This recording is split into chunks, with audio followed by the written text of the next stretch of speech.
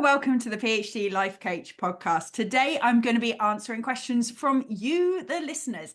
I have 3 people who have submitted questions about doing their PhD while parenting, dealing with the anxiety to do with examinations, and balancing work and PhD as a part-time student. Even if none of those specifically resonate with you, there is stuff in here that is going to be relevant for all of you, I promise. So stick with it. If you have questions that you want me to answer in the future, do make sure that you send them on in. If you're on my newsletter, you can just reply to that each week. And if you're not on my newsletter, why not? Check out my website, thephdlifecoach.com, and you can join the newsletter right there from the front page. Alternatively, if you're listening to this on podcast, there should be a question, send Vicky a question box. If you do that, make sure you tell me your name, because otherwise I won't be able to shout you out when I answer your question. You can send me questions that way. Or if you're watching this on YouTube, use the comments down there and I will answer them in a future episode.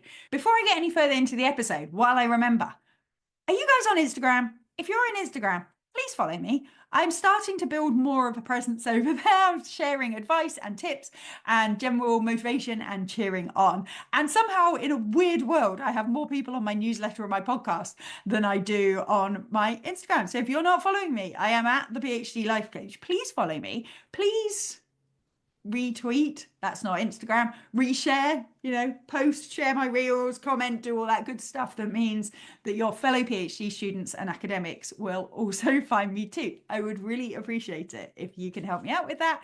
And in return, you get that daily dose of motivation, inspiration, tips and hints. So let's go with the questions. My first question comes from Julia, and she asks, is it possible for you to talk about writing up your PhD while also being a parent to small children without going crazy, in her words? So it's PhD, last month of writing, having 2 small children, both under 5. Now, the first thing I'm going to say, I don't have children. I have stepdaughters, but they didn't come into my life until they were teenagers. I definitely did not have children when I was doing my PhD. And you might say that means that I've got no kind of grounds to give advice from. And I certainly don't have grounds in a do it like me kind of way. However, I think that you can still really apply lots of the mindset stuff that we talk about to this specific challenge, even if you haven't experienced it yourself. And to be honest, I have unbelievable respect for anybody who is trying to do their PhD alongside a family. Whatever age your children are, balancing those different really important roles is something that it's inherently difficult. So I want you all, first of all, Julia, you particularly, to start by giving yourself a massive congratulations and a massive amount of understanding that this isn't that you're not good enough here. This isn't that you're bad at this. This is an inherently difficult thing to balance. Okay. That's not to say we're not going to try and improve the way we're thinking about it, the way we're managing it, or anything like that. But when we can start from that place of compassion, the kind of problem solving becomes a lot easier. And the next thing I'd say is it's really important who you're comparing yourself to. And this is going to be true for lots of you, not just parents. Often what happens is we simultaneously compare ourselves to somebody who is doing their PhD full time with no dependents, who's potentially fully funded, somebody who's in a very different situation. And we see what they're doing and what they're achieving. And we think, oh my goodness, I'm not doing it like them. But then we also look at parents who are perhaps not working outside the home or certainly not doing PhDs and think, oh, I'm not being a parent like them. And this is where you're being really unfair to yourself by comparing yourself to 2 essentially 24-hour jobs. The PhD student who's doing not other things, there's 24 hours there. There's parent who's not doing a PhD, there's 24 hours there. You're trying to tell yourself that you should be able to live up to both of those people when in reality, you've only got half the time that they have. So we get to be really careful about who we're comparing ourselves to. What we want to get to is a place where we can say, I am doing a really good job at being a parent who's doing a PhD. Okay, a PhD student who's parenting. The way we do that, instead of setting ourselves completely unattainable targets of doing all the things they're doing and all the things they're doing, is we get to identify what are meaningful metrics for ourselves.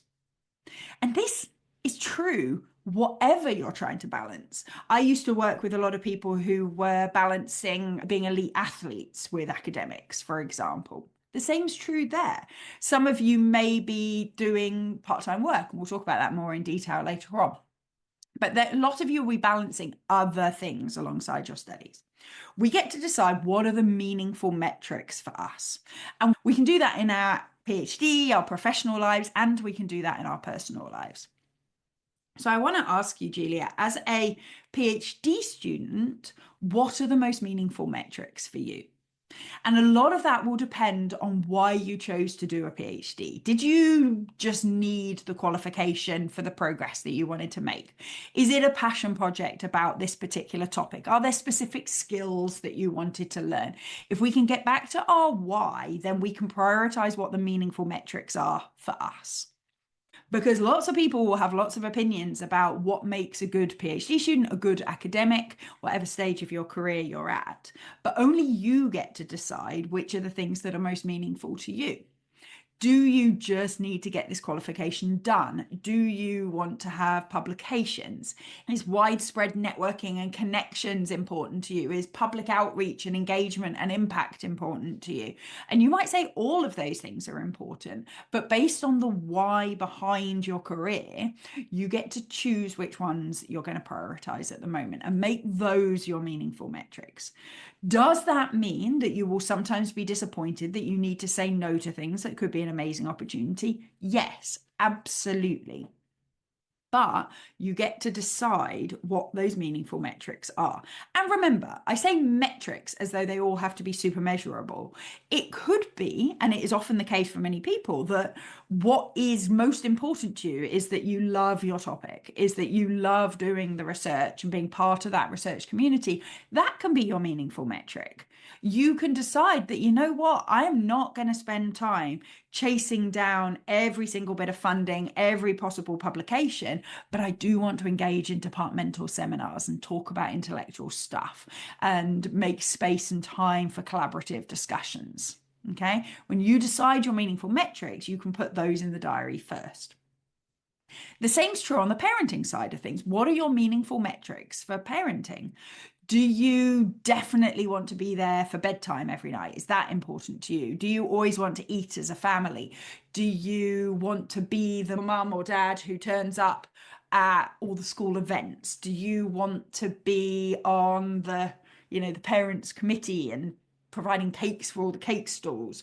Do you want to always be the one that drives them to their activities? Whatever it might be, what are the meaningful metrics for you? And again, it might be lovely to do all of those things, but some of them will feel more non-negotiable than others. Now, with all of these, whether it's your academic side or your parenting side, I want you to also really ask yourself where those choices come from. Do they come genuinely from your true heart and beliefs? Or are they influenced by the people around you, the things you see online? Because what we want to separate when we're choosing these meaningful metrics, we want to separate the kind of shoulds from the I actually want to and I actually think it's important. And then we can narrow it down to a much smaller range of non-negotiables, a much smaller things that you're committing to. And then from there, we think about our thoughts. We think about what we tell ourselves. When we say, oh, I haven't been to their school play, we say, no, I know. But that's not the bit I decided that makes me a good parent. The bit that makes me a good parent is that I'm there for bedtime so they can tell me about their day, that we spend time together on the weekend, whatever it might be. It might be that your meaningful metric is spending time actually with them and engaging with them, even if that's only a shorter amount of time, rather than being present but not really present because you're worrying about other things or doing your work or whatever. There's no right answer to these meaningful metrics other than you get to choose them for reasons that you like, and then you have your own back about it. The final thing I would add in is remember, for all of you, you are not just an academic, and a parent. You are not just your roles. You are also, first and foremost, a human being in your own right. And so when you're working out your meaningful metrics, I would really encourage you to also think about what are your meaningful metrics for you as an individual person that is separate from your PhD or your academic career, that is separate from your parenting. What is your kind of minimum commitment to yourself? Whether that's something you go and do once a week outside the home, whether it's a period of time that you need to transition from one role into another, or what you do at bedtime, or whatever it might be. What's the meaningful metric that means that you're looking after you as an individual? We don't have to be perfect at any one bit of this. We don't even have to be perfect in our attempt to pull it all together.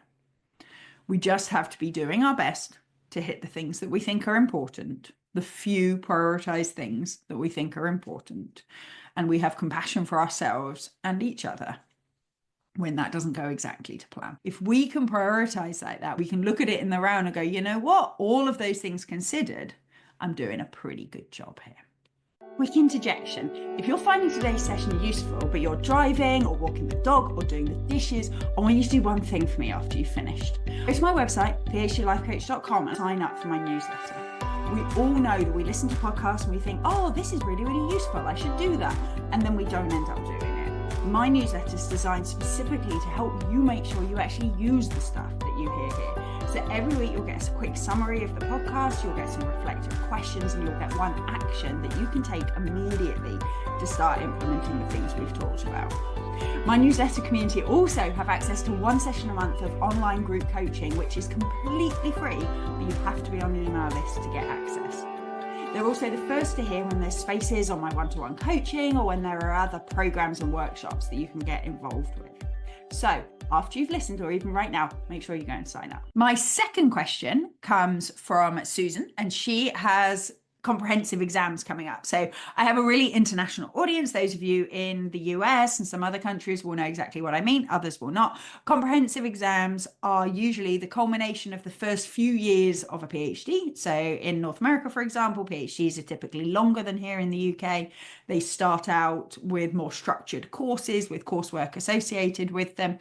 And the comprehensive exams are usually the bit that are the transition from those taught courses into being able to start your dissertation.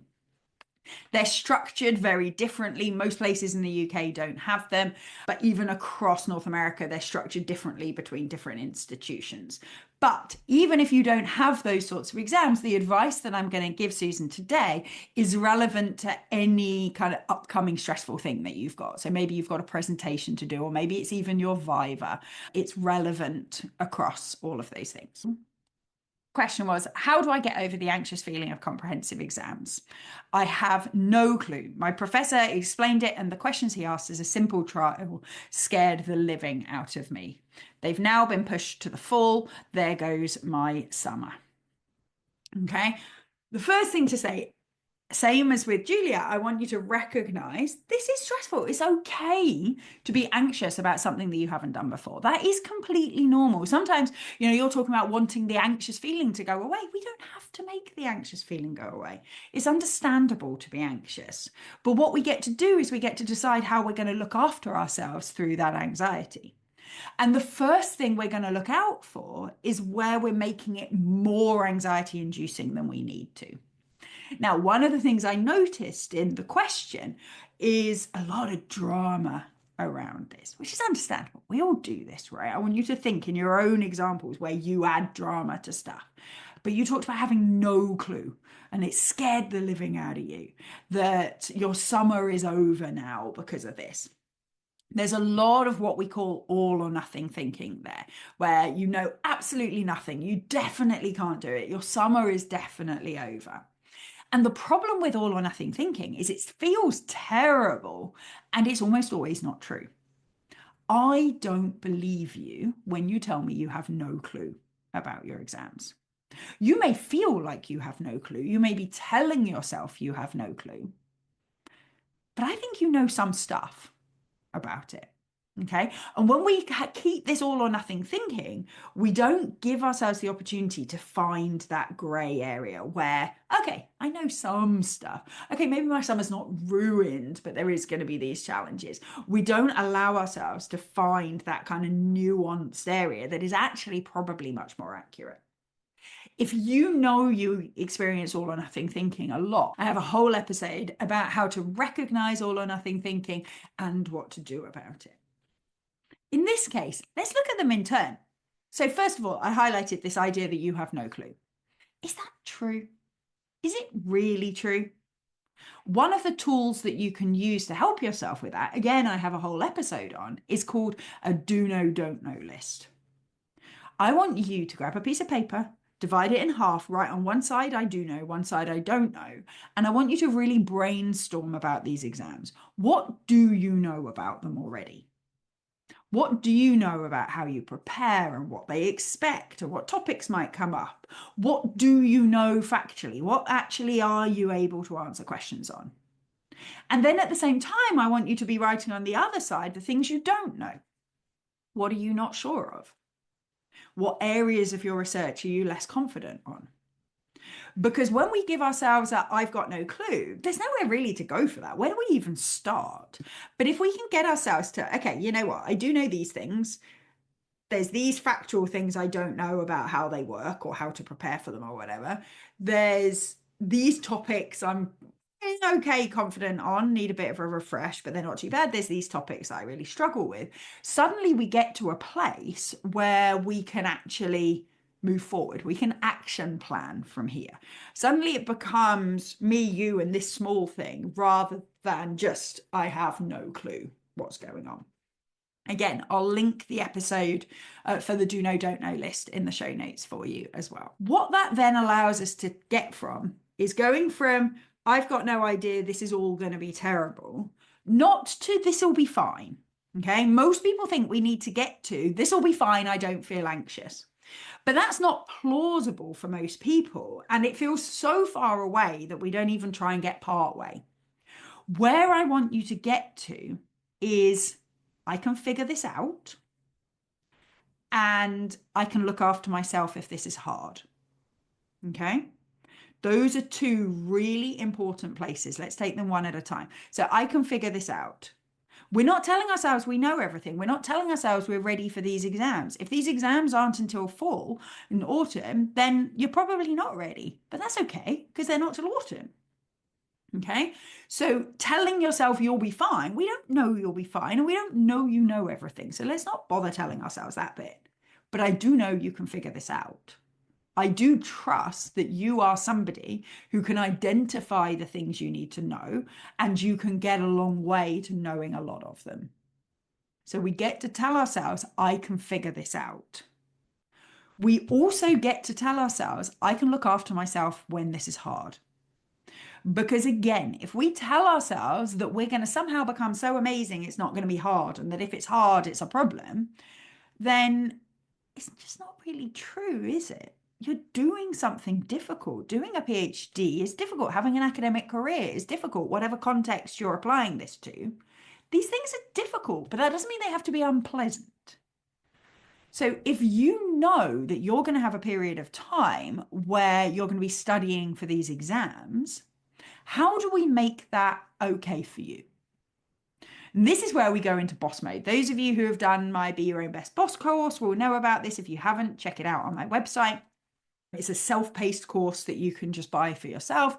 If you can go into boss mode and make sure that you're doing a appropriate amount of work, that it's clearly defined tasks, that you are supporting yourself logistically through that, and you can decide how you want to speak to yourself through this process, then you can make something that is going to be difficult much less unpleasant. You can do challenging things by virtue of the fact you're in an academic career, you've done challenging things before. If you can be careful and caring to yourself while you do these difficult things, suddenly they're enormously less intimidating and you can feel supported while you get them done. Remember also, if you struggle to apply that stuff to yourself all the time, that you kind of know that you want to structure your time a bit more, you kind of know that you shouldn't criticize yourself so much, but you find yourself falling back into old habits, that's completely normal. That's why most people need ongoing support with this stuff. My membership program is going to open back up at the end of April 2025. So if you're listening to this before that, you can get yourself on the waiting list. Doesn't commit you to anything, but it means that you will find out all the information as we go along. So where you've got something where you're like, you know what, I want to learn how to support myself to do hard things, but I'm struggling doing it on my own, come on into the membership. Let us support you because we have a whole community of people who are all trying to learn the same things alongside you. My third question comes from Sajini, who says that she's working part-time, she's doing her PhD at the same time, and she's feeling really overwhelmed with her material. She's feeling really overwhelmed with balancing both of those things, and she's very worried about the future. And to add on top of this, she's an international student, which is bringing her a whole bunch of complications that she feels are kind of heightening this experience of feeling overwhelmed. As with the others, let's just recognize that doing a PhD or working in academia overseas, away from the place that you grew up, is a challenging thing to do. It can be super exciting, don't get me wrong, super fun, loads of amazing opportunities, but it is inherently challenging, and it's challenging in ways that we often don't think about. We often think about the big things to do with visas and funding and language and all those complications, but sometimes it can just be as simple as not understanding the difference between certain brands of food. I remember a good friend of mine, I don't know whether I've told this story on the podcast before, a good friend of mine is Dutch. And when she was first over here, she was just so frustrated because she didn't know which was a good brand of ketchup, for example. And she'd find herself in the supermarket just wanting to make some simple decisions and just not knowing which brands she liked. And it was just one more thing to think about. For other people, it will be things like cultural norms, like understanding what time to turn up for things, what's considered too early, what's considered too late, things like that. How close do you stand to somebody? How direct can you be in your communication? Some of you will find that you're expected to be a lot more direct than you're culturally comfortable with. So you're having to choose between doing something that you feel is rude and doing something that gets misunderstood. Others will find the other way around, that your way of communicating is considered too direct and is considered rude by the people around you. And so you're having to kind of hedge what you say in ways that feel ridiculous so as not to be judged by others. There's a whole bunch of cultural considerations that happen when you're working away from where you grew up. Okay, so let's give ourselves some credit here. You're balancing a lot of things. Being a part-time student is a big enough balance. And then when you throw being an international student on top of it, it's not surprising that this feels difficult. So where I want to go first is to give yourself a load more credit. And again, I have a whole episode on being more proud of yourself, but I want you to recognize all the things that you're doing here. Often the overwhelm comes from focusing on all the things we haven't done and all the things we're not good at. We can work on not telling ourselves those things, but another way is to squeeze it out with the positives, is to squeeze it out by recognizing how amazing it is that you're doing the things you're doing. And you can get really specific here, really specific about exactly what you are proud of. You're proud of the friends you've made where you are. You're proud of the fact that you've got through your first year, whatever it may be. You're proud of the fact that you have now got a favorite ketchup in the country that you're working in. And that is one decision you will always be able to make. You can be proud of all the big things and the small things. And the more we spend time telling ourselves those things, the more we believe that we can get past the next set of obstacles. The next thing that I would say is that when you feel overwhelmed, a key thing is to have tasks that you can grab and move forward. So often when we're overwhelmed, we think we need whole new systems, we need a whole new approach, we need to do things differently. Usually it means we need to pick a thing that we need to do and get it done. Okay, preferably an important thing, not just like little admin tasks. We need to have something that we can say, you know what, if I'm overwhelmed, I work on this document, I work on this manuscript, let's go. Okay. And we try and break those things down into achievable chunks. Again, if you find that hard, I'm referring you to lots of other podcasts today, but there's a wealth of info for you. I also have an episode about breaking things down into chunks.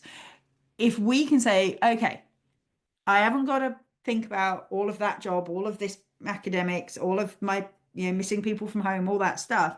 Here's one thing I can do this thing. That can really help us to manage overwhelm. One thing, do that one thing. And when your brain's telling you should be doing the other things, this is the thing. The other tool that can really help with that is role-based time blocking, which again, I've talked about in another episode, but especially when you are managing part-time, so you're doing your PhD and doing something else. And to be honest, Julia, this one's for you too, because this is really useful for parenting as well, is get really clear which role you are in at any one time.